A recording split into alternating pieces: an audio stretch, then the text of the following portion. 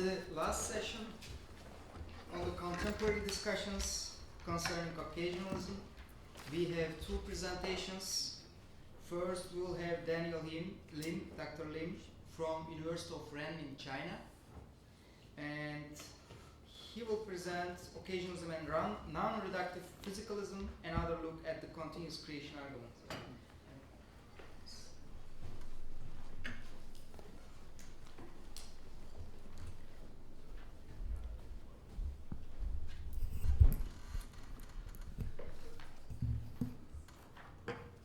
Okay, well, I thought I'd start with a quick biographical note.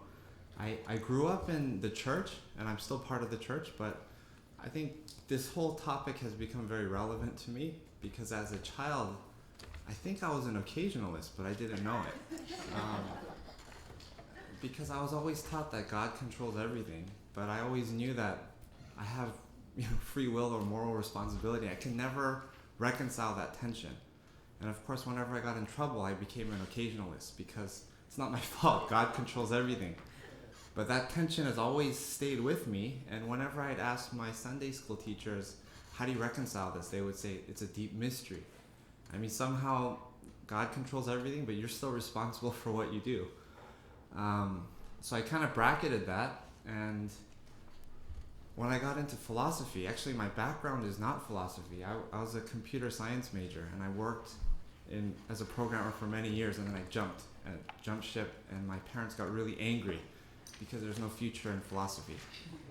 But I was interested in artificial intelligence, and I got into the consciousness literature, and then I got interested in mental causation. And I guess the same tension that I felt as a child concerning God's control and my freedom is the same tension that's involved in mental causation. And so after reading this literature for the past 5 or 6 years, I realized the same mystery is involved in just understanding how humans can cause things in the physical world. It's a very structurally similar tension that you see with occasionalism in all of this literature. And I have to make a disclaimer. Even though this is an occasionalism conference, I am a complete novice to occasionalism. I started reading and researching on this in response to this conference. So I've learned a lot so far, and I have a lot of homework to do when I go back. But initially I thought occasionalism is a very implausible view. It just sounds so crazy. So I looked at a number of the arguments, and Nazif was kind enough to point me to a lot of good material.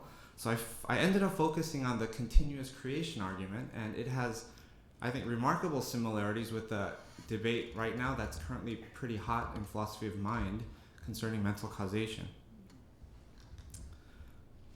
Okay, so before I get into all the details, because the presentation I realize is so short, I should just say what I'm interested in broad strokes.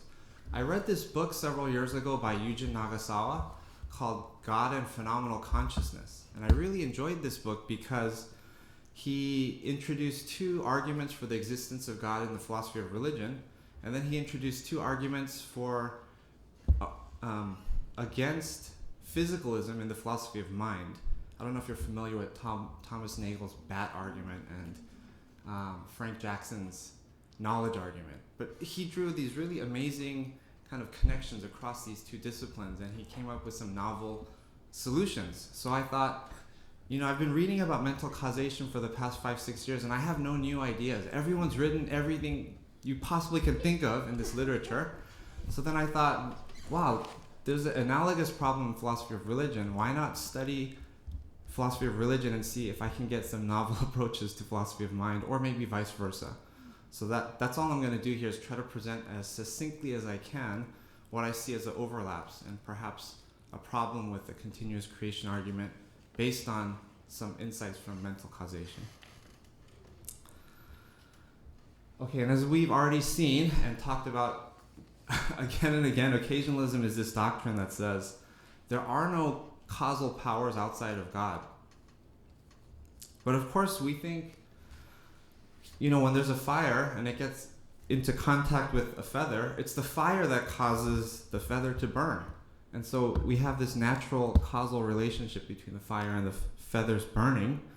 But occasionalism remarkably tells us, no, there is actually no cause.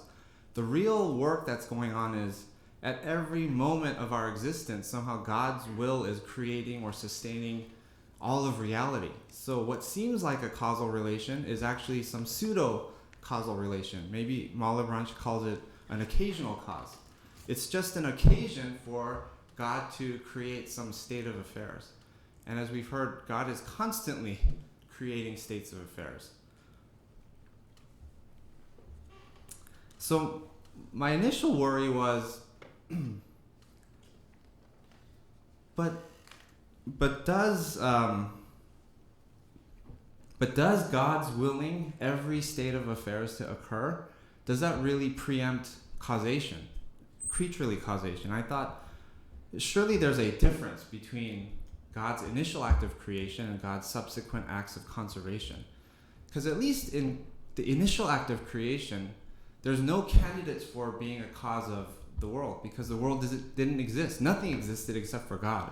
So in a sense, when God created initially, there's only one candidate to be the source of the world. So I thought, surely there's a distinction between creation and subsequent conservation. But of course, that's exactly what Malebranche thought of. And he said, well, of course, that's not the case, because conservation really is just creation. They're one and the same activity. So the same kind of logic that applies to initial creation is the same logic you should apply to continuous creation. So of course, that strips causal efficacy of anything other than God. Okay, something like this is going on. So if we now shift our attention to philosophy of mind, one of the predominant theories of mind right now is what's called non-reductive physicalism. And I should just mention the two key theses of non-reductive physicalism. And I think it lines up nicely, because I did not know this prior to this conference, but I just assumed that occasionalism also had similar commitments. But I think someone in the first session mentioned that Nazif's dissertation said occasionalism requires two theses. Yeah. What were the two theses again? One was God has all the causal power, and the other thing is that everything is distinct from God. Necessarily, God is the only causal agent. That, by the way, these are the conclusions I draw from my research. Anybody can argue with me. First, God is necessarily the sole causal agent. Second, anything he creates is ontologically different from God. Okay, so something quite similar is being stated by non-reductive physicalism. Okay, of course, in the philosophy of mind debate, there's no issue about God. It's an issue about mental properties and physical properties, and which one is doing all the causal work. Non-reductive physicalists, they claim similarly that all mental properties supervene on physical properties. And this has this strong flavor of ontological dependence. You can't have mental properties without the physical properties. They somehow metaphysically get necessitated by them. So if you fix the physical properties, you automatically get the mental properties. Okay? The other bit is that the mental properties are different from physical properties. They cannot be reduced to each other, so they are distinct in an important way. So against the non-reductive physicalist picture, one kind of famous philosopher right now in philosophy of mind, I think he's now retired. His name is Jae-Won Kim. He was at Brown University. But he said non-reductive physicalism is an inconsistent position. Because if you're a non-reductive physicalist and you believe that mental properties are causally efficacious, you got a problem. Basically, he says, you either have to give up causal efficacy or you must reduce the mind to the brain, or mental properties to physical properties. Those are the only two options you have. He says something like, either embrace epiphenomenalism or embrace reduction. And I think some similar tension or solution can be found with occasionalism. You either have to embrace epiphenomenalism in a sense, creaturely causation doesn't exist, or maybe we can become pantheists or panentheists and just reduce creatures to the divine, something along those lines. Okay, now the key move, I think, in these two debates is what Jae-Won Kim calls Edwards' dictum. And in the first session, someone actually mentioned Jonathan Edwards and said, oh, there's some of this work in Jonathan Edwards that points to this tension. And I think somebody else also mentioned this vertical horizontal kind of terminology, and that's exactly what Jae-Kwon Kim uses to describe the tension found in mental causation. He says there's a tension between vertical determination and horizontal causation. And ultimately he says vertical determination excludes horizontal causation. So anytime you have vertical determination, it's going to eliminate the possibility of any causal relations. So here's an analogous picture that I had with the fire and the feather with two different mental states. We might think, M1, you can think of any mental state that you might be in, like maybe you're in pain. Maybe you think that that mental state will cause a subsequent mental state. You have a desire, okay, so maybe your hand is on a hot stove. You feel pain, so that causes you to have a desire to take your hand off the stove. So M1 causes M2. But Kim says this picture is not consistent with the physicalist worldview, because it turns out every mental state supervenes on a physical brain state that necessitates it. It guarantees its existence. The mental state must ontologically depend upon this physical brain state. So Kim says somehow the brain state is going to exclude any mental causation from happening. At least mental to mental causation is excluded. Okay, so I hope the similarities are obvious, and I think it's found in the doctrine of supervenience and irreducibility. I think the same kind of ideas can be naturally ported to the debate in occasionalism. We might say all things supervene on God's will. That means all things that happen, they're ontologically dependent on God's will. And we also might say everything is distinct from God. They are irreducible to God. In which case, we're going to have the tension that is resolved through Edwards' dictum. One thing that I consider in my paper is whether there are good reasons to accept Edwards' dictum. And I don't know the occasionalism literature well enough, but at least in the philosophy of mind literature, Kim gives two, I think, quite dubious reasons to believe in Edwards' dictum. One thing he says is vertical determination is necessarily efficacious. And another thing he mentions is that vertical determination is necessary. So, I mean, put simply, he says vertical determination is necessary and sufficient for any mental state of affairs. But I just don't see how these two requirements will somehow exclude horizontal causation. And I don't have the examples here, but for instance, you might think of me and my nephew closing a door together. If I close the door and my nephew pushes the door at the same time, we're both going to somehow cause the door to be closed. Of course, I'm stronger than my nephew, so if I decide to open the door while he pushes it, I'm going to thwart his will. But of course, there's always a chance that we work together and his cause is just as important as my cause, or something along those lines, or we both contribute. It doesn't follow somehow that my determining the door to close or open somehow always thwarts his activity or makes his activity causally inefficacious. Okay, so anyway, these are some details. I think Malebranche actually has better resources to to defend Edwards' dictum, but I'm not sure if we have time to go into all those details. So let me just move on. So the interesting part for me is the tension we feel here that drives, I think, the continuous creation argument in occasionalism is only the first half of the argument that Kim gives against non-reductive physicalism. He calls this part stage 1, where you apply Edwards' dictum. And he says vertical determination excludes horizontal causation. And then Kim goes on to say, well, that just makes it natural to think, okay, mental to mental causation may be precluded, but why not have mental to physical causation? So the mind cannot, mental properties cannot cause other mental properties, but why not have the mental property cause a physical property to be instantiated? Okay, and he goes into further debate over this issue, which I'm actually very interested in, but I can't talk about here. He gets into issues of causal overdetermination, and there's many interesting articles in this area that I think are potentially useful for dialogue in this area of philosophy of religion or occasionalism. So my thought is just simply this, and maybe this is completely wrong, and all these occasionalism experts here can tell me why this is impossible. But if we just follow Kim, so we assume that, there's no creature-to-creature causation. The fire doesn't cause the feather to burn.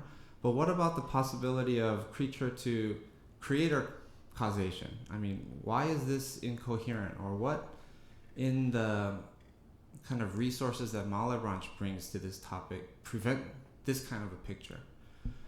So I thought of maybe two things that Malebranche might say. One thing he might say is, well, you don't understand my analysis of causation. And as I take it, he has some picture of causation that says causation only occurs when there's a necessary connection.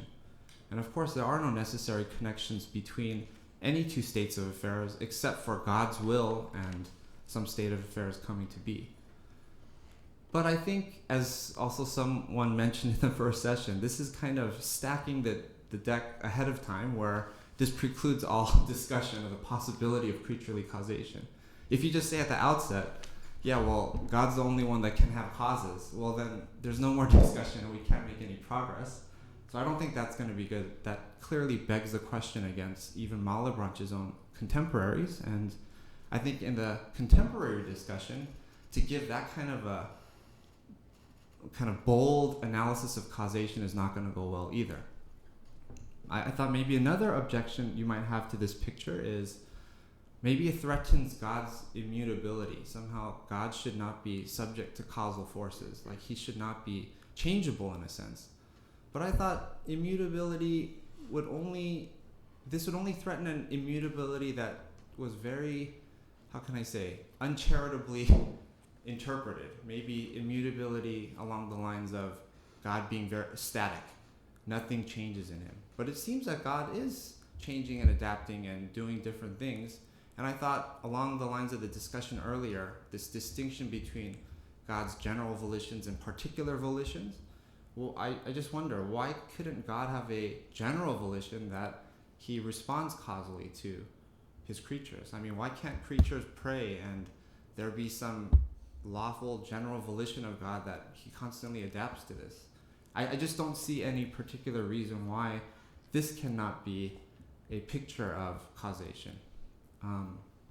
There are other considerations to make, but I'm afraid I don't have that. Do I have more time? Oh, 5 minutes. Okay. So what I was gonna say is,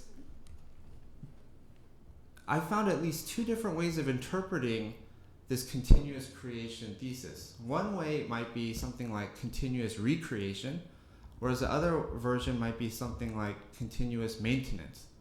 And I get this language from an article I read by Kenneth Winkler, but he says, why I think continuous creation should only be understood as continuous recreation, where continuous recreation is the idea that at every moment, things come into existence out of nothing, they descend back into nothingness, and in the next instant, God brings another state of affairs into existence out of nothingness. So things are constantly coming in and out of existence. And so that's one way to think about continuous creation. But the other way that Winkler suggests, and perhaps a more charitable way, is to say, this is just the way of saying, this is what conservation literally is. This is what being is. That continuous creation really is a matter of continuous maintenance. Now, if we take Winkler's more sympathetic view, I think this idea of equating continuous creation with conservation, it doesn't do the same work that it did in my initial analysis when I said,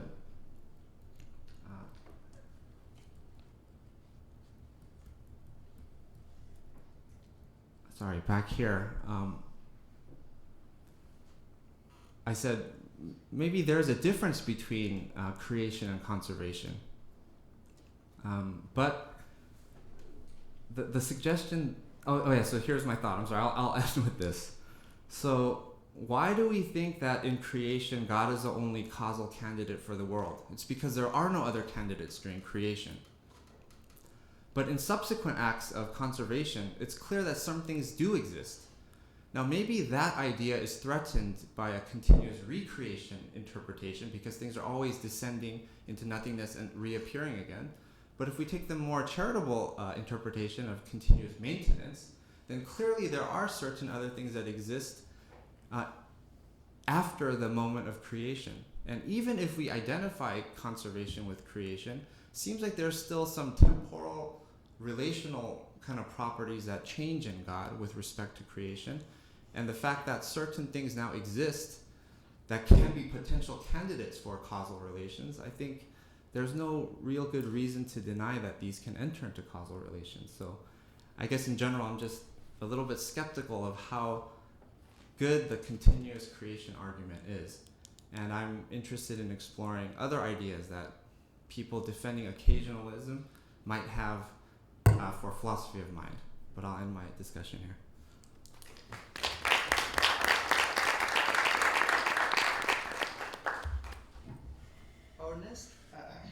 Our next speakers are from Northwestern College, Dr. Walter Schultz and LIsanne Winslow.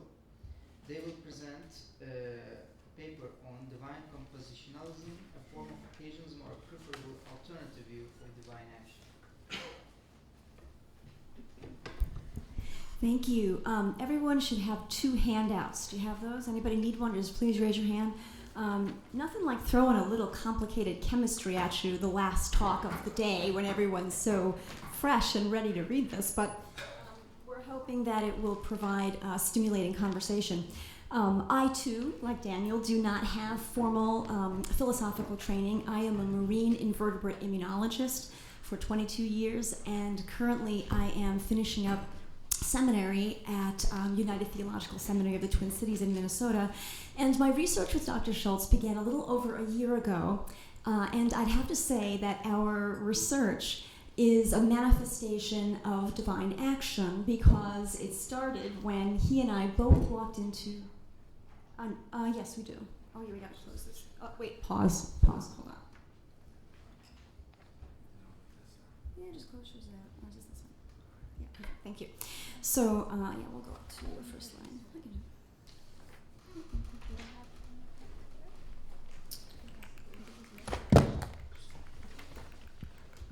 Okay, 1 second. We're pausing the time, right? Pause the time? Okay. So as I was saying, my research with Dr. Schultz began a little over a year ago, and our research was actually a manifestation of divine action because we both walked into the photocopy room at Northwestern College on the same day.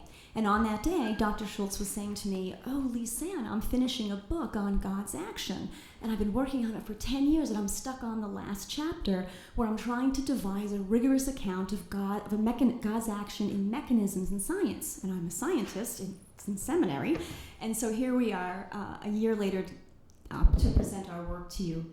As we've seen all day today, occasionalism is a very attractive view of divine action. However, the dialogue and the discussion continues regarding how occasionalism can give us a rigorous, accurate account of things like libertarian free will, or of God's action in nature, or in the mechanisms of science. And so today, what we'd like to do is to present our work to you. If you refer to the packet, the handout with the title of our talk on it, we'll be reading some excerpts alternatively from the paper, and you can follow along. I'm on page 1. The aim of our paper today is to recommend what we're calling a view of God's action called divine compositionalism. And it's a view of divine creative action primarily because it can give us an account of some of the basic concepts in natural science, including dispositions and biological mechanisms. And the issue that we will address is whether it is a development of occasionalism or whether it's an entirely new and distinctive version of divine action. So I'd like to turn the presentation to Dr. Schultz, and don't worry, I'll be back in a little while. Okay, if you please turn to page 3, I'm gonna read a lot of this. I'm at the second sentence of the first full paragraph. We may. We may perhaps introduce divine compositionalism by saying something about compositionalism and our ontological commitments. Physical theories indicate that the universe is compositional and dynamic, a changing distribution of mass and energy. Assuming Planck scale physics, we postulate that when God acts in sustaining and providentially guiding the world, whether minimally at a Planck volume for a Planck moment, or macroscopically, which we perceive in terms of objects, properties, and relations, or comprehensively, rendering the entire universe over some duration, God confers existence compositionally.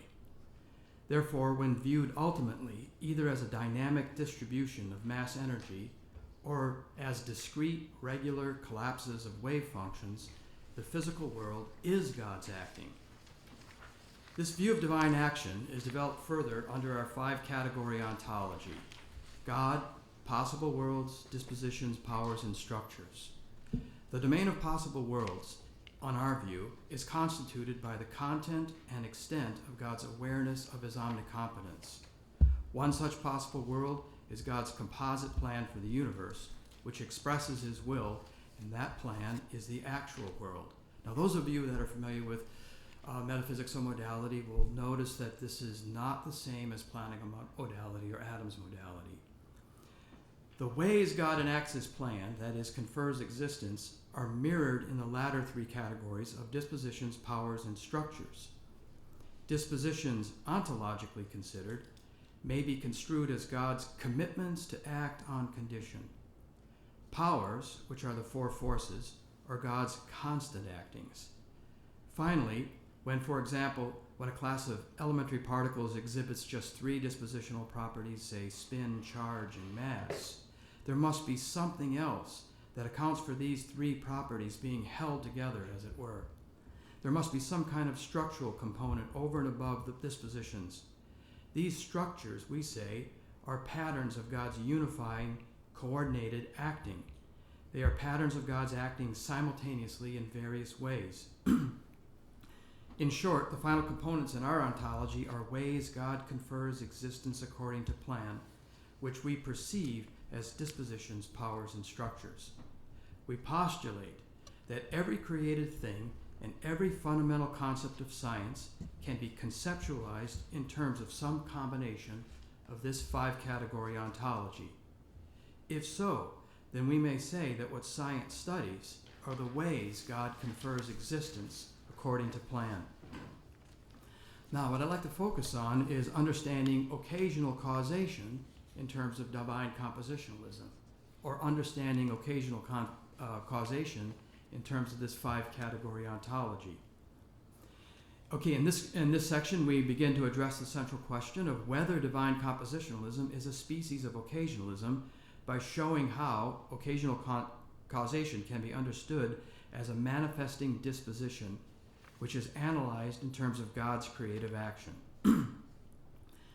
Stephen Nadler reports that occasionalism represents one species or variety of occasional causation, namely that species in which the proximate and efficient cause whose operation through efficient causation is elicited by the occasional cause is God.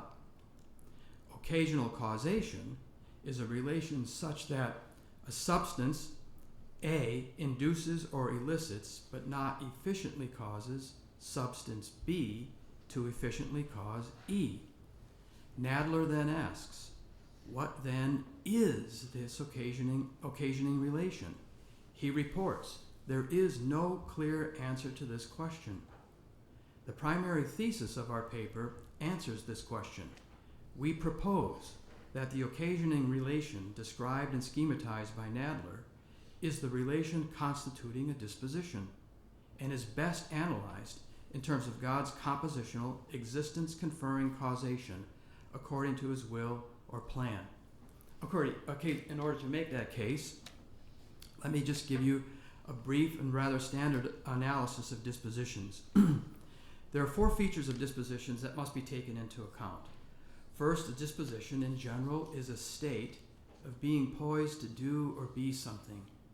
To put it another way, to effect a change or to be changed.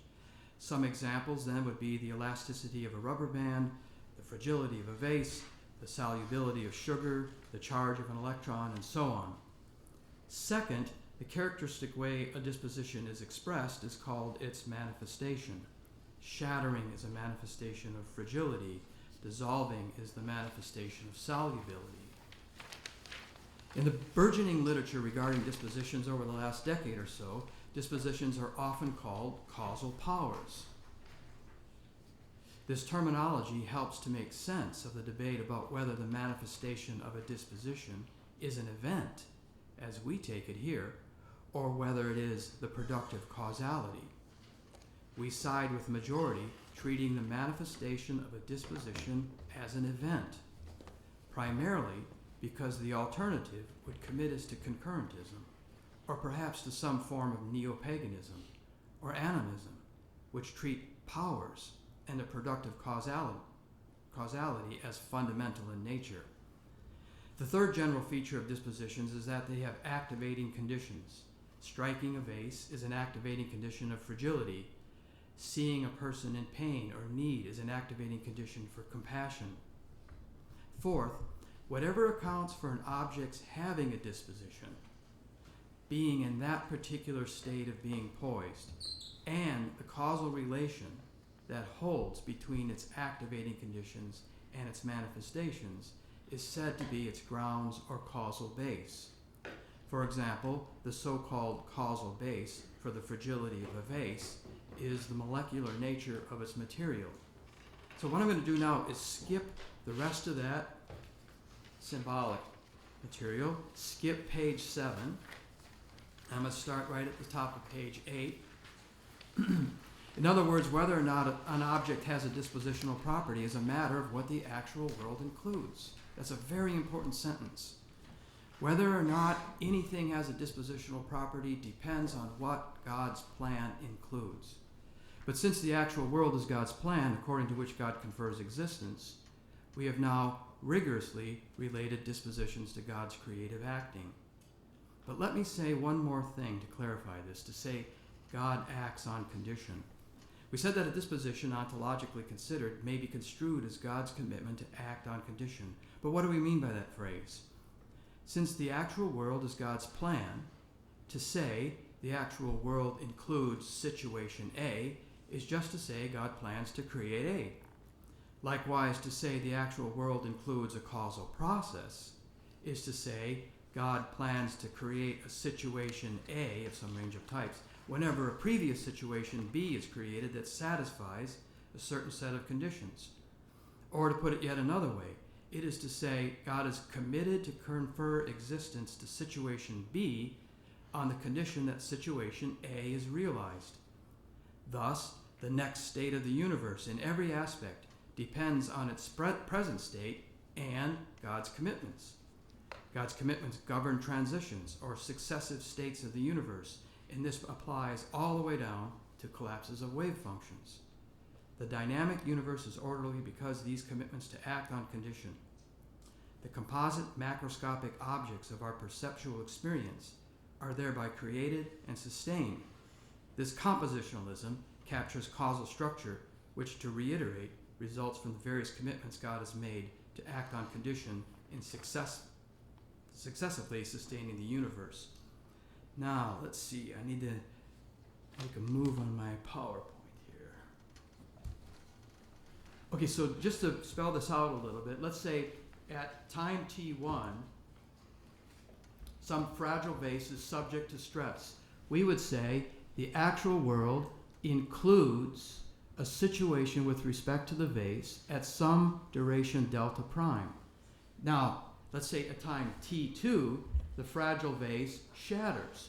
The way we represent that is that the actual world, God's plan, that is, includes a situation prime with respect to that vase at some duration double prime later than duration prime. But why?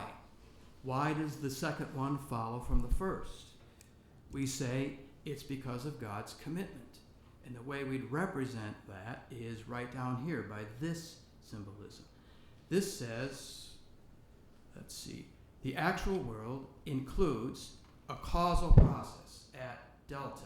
Can I get delta in here? And what that means is that whenever some situation, I think I'm losing power on my situation X satisfies a set of initiating conditions at some delta prime, then what will follow is some situation prime that's a member of a set of manifestations at a duration after that. So what we have here is the actual world including one situation, the actual world including a second one, but that's because the actual world also includes a commitment to act on condition. Okay, so let me return to the paper and apply this analysis of dispositions to occasional causation. I'm on top of page 9. Putting this all together, we may now have a more fine-grained view of the relation of occasional causation in relation to dispositions. To show this, recall that there are 3 relata involved in generic occasional causation. Substance A induces or elicits but does not efficiently cause substance B to efficiently cause E. We can graphically represent this by the symbols A, right arrow, B, right arrow, E. So, for example, consider the events. A vase shatters when struck by a hammer. The vase manifests its disposition fragility.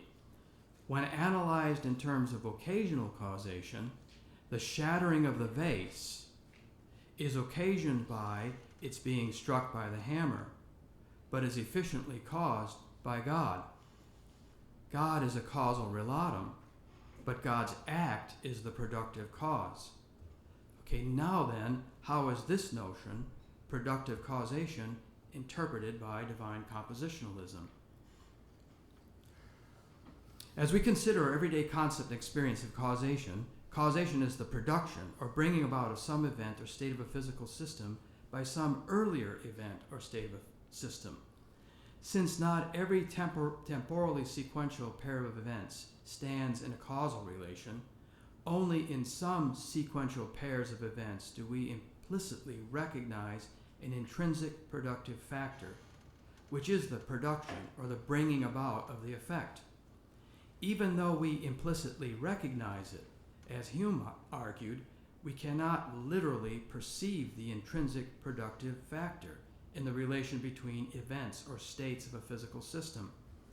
Therefore, causation cannot be observed and conceptually analyzed. Causation is thus conceptually primitive. However, even though it seems to us that events cause events or states of systems cause other states, in reality, as both occasionalism and divine compositionalism hold, that causing is not really primitive. It is God's conferring existence. We can perceive something's existence, but we cannot perceive God's conferring its existence. That is why we cannot perceive the causation. We infer it. Causation then is God's acting, God's realizing a world state in accordance with some commitment on his part to do so on the condition of his realizing some previous world state. And all of this is according to the actual world, which is his plan. More specifically, causation is God's compositionally conferring existence over a sequence of discrete frames of time according to his commitments.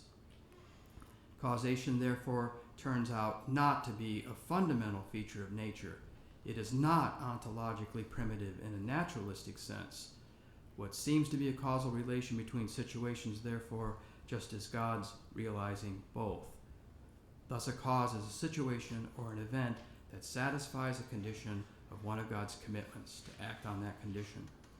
Such divine commitments link two situations with God's acting, giving us causal relations, and when generalized, they become laws of succession. So it is mistaken to conceptualize two causally related situations horizontally, where the right arrow represents the productive causality. Rather, it is better conceptualized as in this graphic representation, where the down arrows represents God's causally productive acting. But given our analysis of dispositions, what really connects the situations is God's commitment to act on condition. So a better graphic representation would be this. So everything in red, then relatum A would be the first event. It appears to us that that causes relatum E. But on our view and on occasionalism's view, it is God, in that red arrow, God causes relatum E. But why? It's because of God's commitment at this line, that whenever some situation occurs that satisfies that set, the other one follows. That one occurs, so that one follows. So what we have in this graphic is a very simple reconstruction of occasional causation in terms of dispositions. Okay, the last sentence of that middle paragraph is very important. In other words, whereas occasional causation says event A is an occasional cause of God's bringing about event E, divine compositionalism says event A satisfies the set of initiating conditions of one of God's commitments to act on condition, where such acting brings about event E. Now I'd like to turn this back over to my research partner. Okay, so y'all got it so far? I'm going to hand the quiz out now, okay? What I'd like to do, let's get my glasses, is put some meat on these bones. This is all really interesting theoretically, but really what our work is to apply this construct to a real-world scientific mechanism. So I'll read a little bit from the paper, and then we're going to diverge from that. So I'm at the bottom of page 11. No version of occasionalism that we're aware of thus far treats occasional causation as something that satisfies a condition. That's a really key phrase for us, upon which God is committed to act. Even so, divine compositionalism appears on this point maybe just to be a refinement of occasionalism. There seems to be no real detectable difference between an occasional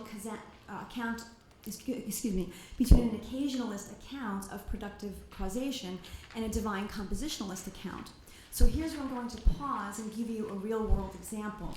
So I'd like you to turn the page to page 13, and we're going to consider how divine compositionalism might be extended to account for scientific mechanisms. Our working definition of a mechanism is a causal process of a complex disposition. Now remember, Walter described for you that a disposition is just God's commitment to act upon condition. So if you take a look at that lovely symbolism down there, do we have this right, Walter, on the PowerPoint? Andrew? There we go.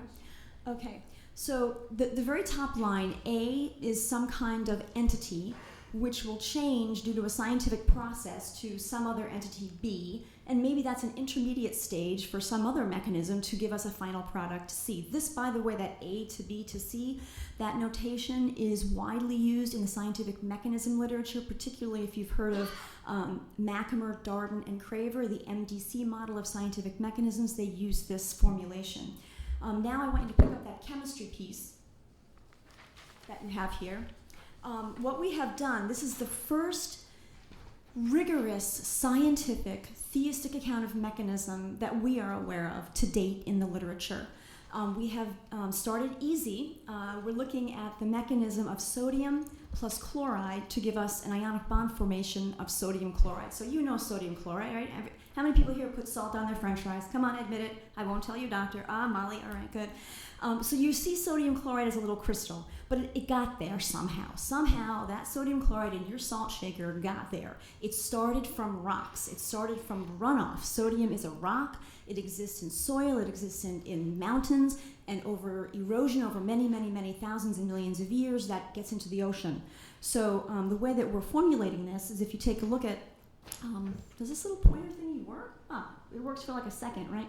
Okay, so what we're saying is, as Walter described, we have some situation X that is subject to some kind of initiating condition. We're viewing this right here as God's action. God is conferring existence based on the disposition of the entity involved and under these particular initiating conditions. So if you take a look at your sheet, you'll see two sides worked by horizontal and vertical, or like the theme of the day today. So you'll notice that we have a horizontal mechanism on one side, and the opposite, you've got a vertical construct.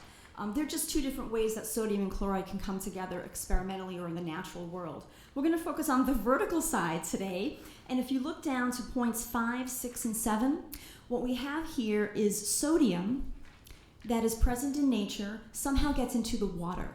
And so you'll see Na plus H2O. So that is a situation, so if you look at the red, is exactly this line right here, okay? So we have sodium that is under some kind of initiating condition, gets into the ocean, and it becomes sodium ion.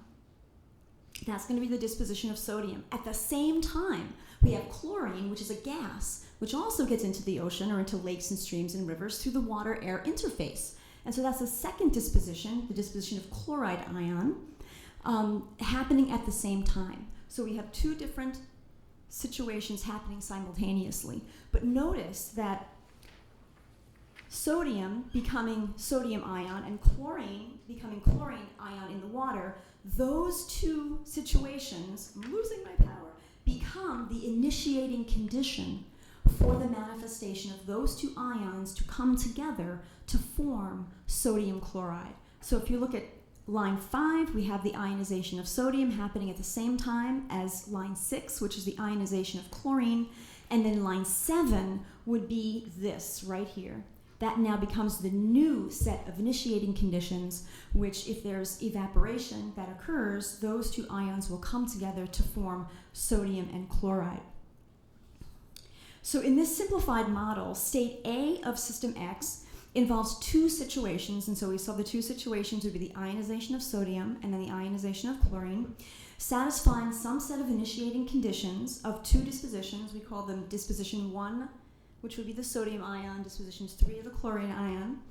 Only the commitment aspect of each disposition is shown. Their joint manifestation, state B of system X, satisfies the initiating condition of a third disposition, which we're saying is D2, which is when the ions come together to form sodium chloride.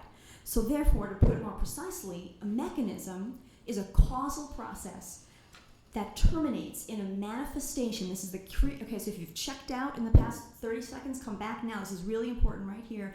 A mechanism in our model is a causal process that will terminate in a manifestation of coordinated and or sequential dispositions of whatever the entities are that are involved or parts of the system under certain startup conditions, and that would be I. So if you want to go, we'll conclude on page 14. We'll read up the conclusion, and I think I've got 2 seconds to do this.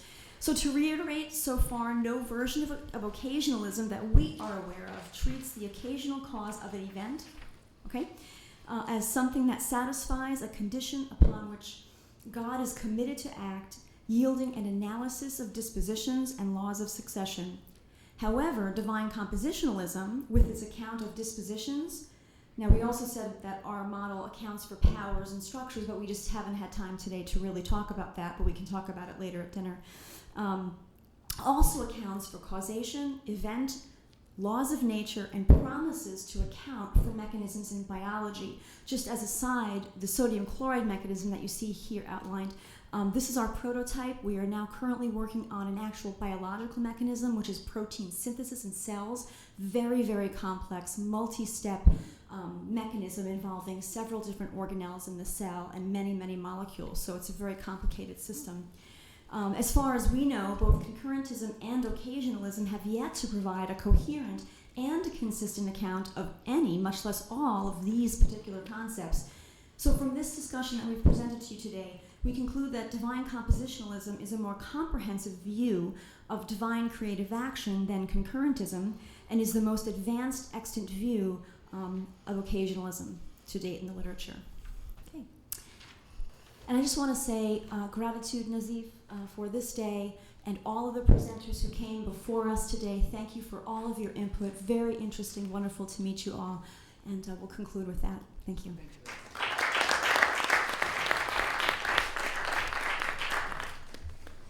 Okay, please come. Now we have the discussion session. So there's no break since this session is a bit shorter. No. Let's have the discussion and then maybe 10 minutes break, and questions or comments? So I'm trying to get how compositionalism differs from occasionalism, and not quite getting it. So let's take a version of occasionalism in Malebranche. Right, so he could say that, well, we understand dispositions in terms of states of the created thing and God's general volitions. Given those general volitions, the fact that the object is in one state will determine that the object will be in another state at the next moment. Isn't that just, so the view is that you can reduce dispositions and powers and structures and all that to general volitions coupled with the specific states of the objects. Isn't that just the same? It looks the same. We're not saying that divine compositionalism is not a view. Divine compositionalism really is occasionalism, but refined and developed. So it's Malebranche's view, scientifically updated. Yeah, Right? So fair it's, enough. So it's not Cartesian physics anymore. Now it's updated chemistry Fair enough. and updated physics. But the metaphysical parts all seem there in Malebranche, or am I missing something? I think they probably are. I mean, I can't, I'm not that familiar with exactly that way of putting it. But it looks like it could be consistent with that. Because, I'm thinking in Malebranche, you find all the disposition language, Yeah. and structure language, and power language, which of course he's going to translate out in terms of, well, the particular states and the general volitions. And it seems like you're doing something similar. Yeah, so I read the the commitments as just Malebranche's general volitions, unless I'm missing something. A little less refined. Yeah. Sounds very, very close to Yeah, this. actually, following point, the Arabic term, adatullah, the habit of God, Yeah. also is closely related to commitment, Yes. something like that. So I think I agree with Dr. Schultz. So the metaphysics is the same, but it's an updated maybe version or expression, and you know how to say, within this current scientific framework, maybe. So this divine composition, or maybe in Arabic is adatullah, do you think that this is making like God as a deterministic? Like, for example, you just say the God commitment is whenever the condition A happen, and it's gonna cause condition B. So in this case, you're actually forcing God to act on condition A to make condition B. It's kind of like bidirectional action. But in occasionalism, we say, there is no previous condition that is gonna cause the second one. And in your, for example, the sodium example, so we know the sodium, we know the salt, after we have it, we can just reduce the components. But if we don't have that experience, actually we don't know what is the next step. Like we cannot say, before the water was there and hydrogen and oxygen came together and they become a new component, but if you don't experience this one, you don't have any idea that kind of component is gonna come in existence. So which means we cannot say God commit that hydrogen and oxygen is gonna produce the water. If we do this way, which means we just put the God under some condition, and it's kind of like breaking the God definition to me. Okay, let's see. What our symbolism had was in the manifestations, it could satisfy some range of manifestations, and that alone is sufficient to rule out determinism. So it would fit with quantum mechanics, the indeterminism of quantum mechanics. But we're saying that indeterminism just is God's freedom within the range of commitments he's made. Whenever we have this general set of conditions met, then there's freedom to manifest in some range of ways. That's indeterminism. And so that regularity and that commitment, I think, sounds a lot like Islamic habit that I've heard twice this morning. was just going to speak a little bit to, your example of hydrogen and oxygen coming together and having water as being the ultimate final condition. In some cases, we have a range of manifesting conditions. M can equal 1 in some cases, and in some cases, M can equal infinity. So in the case of water, there are actually more than just one outcome, because you can have hydrogen and water forming hydrogen ion, or hydronium ion, OH negative, or H2O, or H3O, or O3.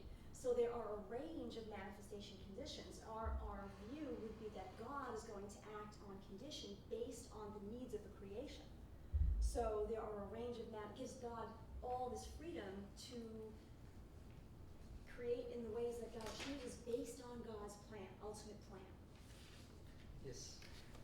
This is very fascinating and intriguing, actually. But I'm actually, I have more of a sort of a trouble grasping the possibly an underlying problem in the formalism itself, and the way you're describing this, and how you deal with change and identity. I'm sorry? I'm just saying, could you just take the paper off of the projector and let us see the formalism again? There was a problem in the project. Will you show something? Yeah. Okay. Because he's asking a question about the formalism, so it would help to see it when you ask the question. Yes, thank you very much. Okay, so I'm having trouble grasping sort of the change in identity in this, because two things. First of all, a question, just so that I understand correctly. Your dispositions are constant, right? They're constant properties. So, for example, because the example you take, like charge and things like that, spin, for example, spin of the electron would not qualify, right? Because you have, there's more than one possibility, right? But, so your dispositions are constant, okay? But in the example of NaCl, for example, what you have on this side, the sodium, and actually it connects with the question that was asked here, and what you have on the other side that you call sigma x prime, that's not a manifestation of the same entity. I mean, NaCl has nothing to do with sodium That's or exactly chlorine. right. That's exactly right. So if you have a sheet, Right. okay. Okay, so my question is, why do you, because I'm trying to figure out how you account for, because we always have this sort of problem, how do you account for something that is changing, right? Yes. While maintaining a certain sort of identity. And so why do you call